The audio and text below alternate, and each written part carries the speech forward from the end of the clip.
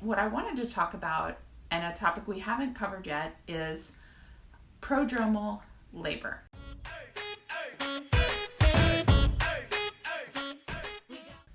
So prodromal labor is something that a lot of people face, and it can be super difficult. So let's first talk about what it is, and then I'll go through some ideas in dealing with it and coping with it and getting through it. So the technical definition of prodromal labor is labor, so contractions that are happening that don't actually make any change to your cervix. So this could be something that takes place for hours. It could be something that takes place for days. Some people experience prodromal labor where it seems like they're in labor, but then it stops. It seems like they're in labor, but then it stops. And it can also be called false labor. It also can be called pre-labor. So all of those words, prodromal labor, false labor, pre-labor, those are all the same thing.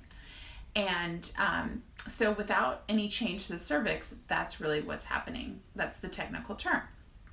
Now, the big challenge of prodromal labor, there's a couple challenges. There's the physical challenge of it and the mental and emotional challenge of it. Physically, it can be exhausting.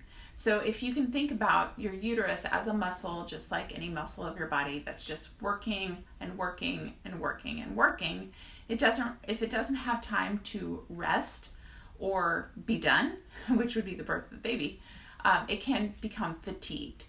And along with that, if we aren't able to rest and just replenish our body, refuel with some rest, we can become fatigued.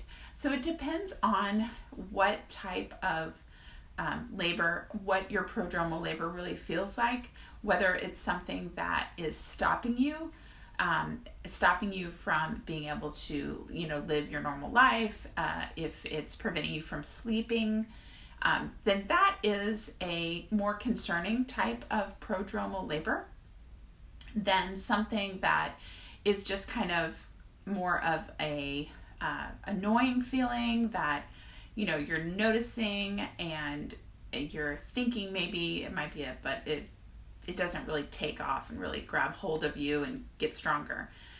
When we know labor is progressing, we see signs that contractions are getting longer, stronger, and closer together. And usually with prodromal labor, they aren't hitting all three of those buckets.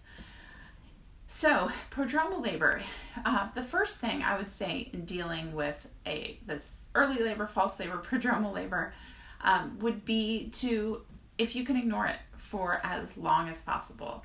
And actually, one of the first topics we covered was sleep and denial. So I'll put the image right here, and I'll try to put the link down below. And that is something that is a good strategy to just deny that you are in labor and just to sleep through it and try to keep yourself as rested as possible. With prodromal labor, it's almost like if we imagine labor as a marathon, right? Where we are going to be at the end totally tapped out and have given it our all. Prodromal labor is almost like an ultra marathon. So the ultra marathons are those ones that are, over 26.2 miles, the 30, the 50, the 100 milers. I know a lot about them because my husband runs them. Anyway, so energy conservation is a key when we are experiencing this. So until your labor is getting longer, stronger, closer together, as much as you can rest. And I sound like a broken record saying this, but it is so important because we don't want to burn out our energy stores early because we're going to feel tired. We're going to always trying to play catch up, and our body and our uterus is too. So resting as much as possible. Sometimes if you can get into a deep bathtub with the water deep, maybe some Epsom salts, you can sometimes slow prodromal labor or let it stop for a little bit so you can take a rest. So that is definitely key. Other things that you can do to try to help prodromal labor. One is to do some position changes to try to possibly get baby in a better position if that is what's maybe stopping your body from really taking off into a better labor pattern. So you can do some positions like hands and knees, some side lying.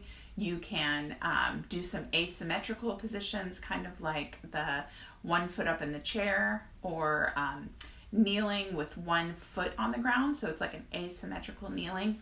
So changing up positions can sometimes help prodromal labor.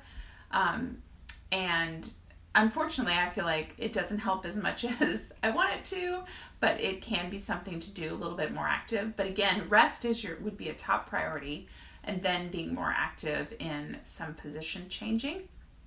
The other thing, if prodromal labor goes on for a really long time and you're just really not getting any rest, contacting your care provider for options is could be another option for you.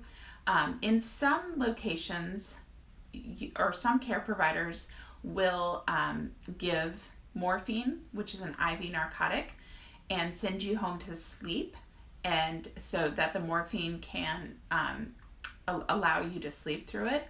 Now, I've seen other areas of the country that they only do this if you are hospitalized and on monitors, but that could be an option for you. It depends on how serious the prodromal labor, how long it's been going on, and talking to your care provider about it is really important.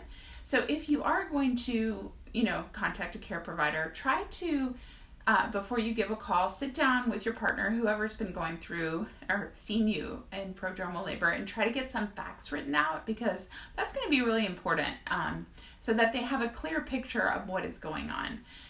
When did these labor contractions start? About how long are they lasting, the contractions lasting? About how far apart are they? And about how much sleep have you gotten and rest in this time period too. So those are important factors that can help your care provider decide how they might need to help you or assist you in getting,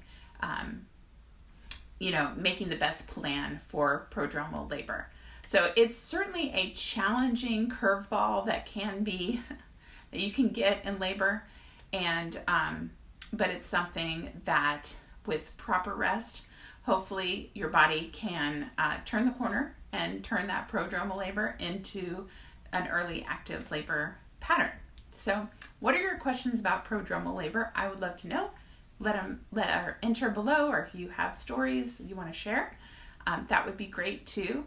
And just another thing, the big wheel of birth is the 100th spin is coming up, so stay tuned for more information about that. And also, like I said, there are 98 other videos to check out on other topics that are organized in the free course Birth A to Z. Hope you guys have a great day. Thanks for hanging out with me. Bye.